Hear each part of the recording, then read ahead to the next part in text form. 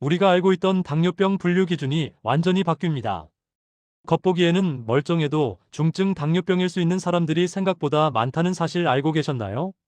오늘은 대한당뇨병학회가 발표한 새로운 당뇨병 중증 판별 기준을 쉽고 빠르게 정리해드립니다. 1. 왜 새로운 기준이 필요했을까? 한국의 당뇨병 환자는 계속 증가하고 있습니다. 2012년 약 327만 명이던 환자가 2020년엔 570만 명까지 늘었고, 최근에도 500만 명 이상이 당뇨를 앓고 있습니다. 하지만 문제는 따로 있습니다. 당뇨병은 합병증이 훨씬 더 위험한데, 기존 기준에서는 합병증이 생겨야만 중증으로 분류됐습니다. 즉, 이미 장기가 망가진 뒤에야 심각성을 깨닫게 되는 구조였죠. 그래서 학회는 환자가 손상되기 전에 위험을 잡아내야 한다며 새로운, 훨씬 정밀한 기준을 만든 겁니다. 새 기준의 핵심 DSGC란 무엇인가? 이번에 발표된 기준은 DSGC 다이어비티즈 시베리티 그레이드 앤드 컴플리케이션 스테이지, 즉 당뇨병 등급 단계 분류 체계입니다. 이 체계는 환자의 당뇨병을 두 개의 축으로 평가합니다.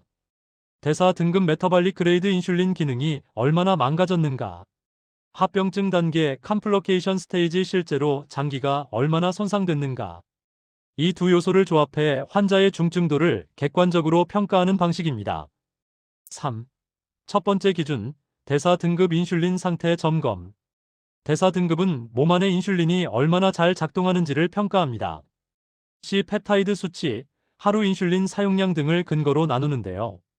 1등급, 약이나 생활 습관으로 조절 가능. 아직 인슐린 기능이 남아있어서 약만으로도 혈당을 잘 잡을 수 있는 단계. 2등급, 여러 약이 필요함. 경구약 한 가지로는 조절이 어려워지고 두 가지 이상 약을 병합해야 하는 상태. 3등급, 인슐린이 거의 나오지 않음. 주사 치료가 반드시 필요합니다. 2단계부터는 당뇨 전문의 진료가 필수입니다. 4등급, 인슐린을 많이 써도 혈당이 불안정. 저혈당이 자주 생기거나 인슐린을 많이 맞아도 조절이 힘든 매우 위험한 단계입니다. 대사 등급 3 이상이면 중증 당뇨병 후보군으로 분류됩니다. 즉, 합병증이 없어도 인슐린 자체가 무너져 있으면 중증 환자라는 뜻이죠. 4. 두 번째 기준 합병증 단계 몸속 장기 손상 점검. 대사 등급이 몸속 엔진의 상태를 보듯 합병증 단계는 엔진 때문에 망가지고 있는 차체 장기를 점검하는 과정입니다. 1기, 합병증은 없지만 위험 요인 존재. 고혈압, 비만, 고지혈증. 당뇨로 이어지기 쉬운 조건들이 쌓여 있는 단계. 2기, 검사에서만 보이는 초기 손상. 눈, 신장, 신경에서 미세한 변화가 있지만 아직 증상은 없는 단계. 3기, 임상적으로 증상이 드러나는 단계. 협심증, 시력 저하, 신장 기능 감소 등. 환자가 직접 이상하다고 느끼기 시작합니다. 4기, 생명을 위협하는 단계. 심근경색, 말기 신부전, 실명 등. 더 이상 늦출 수 없는 위기 상황입니다. 합병증 단계 3 이상이면 역시 중증 당뇨병에 해당합니다. 5. 중증이 아니어도 위험 신호가 있다.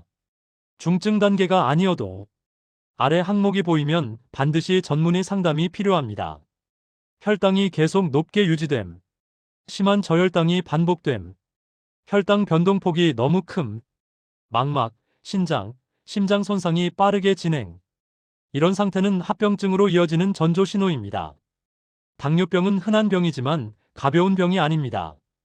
인슐린 기능부터 장기 손상까지. 그 심각도는 환자마다 완전히 다릅니다. 이번에 발표된 새 분류 체계는 환자의 상태를 훨씬 더 정밀하게 파악해 위험해지기 전에 치료할 수 있는 기준이 됩니다. 중요한 건 늦기 전에 자신의 등급 단계를 알고 적절한 치료를 시작하는 것입니다.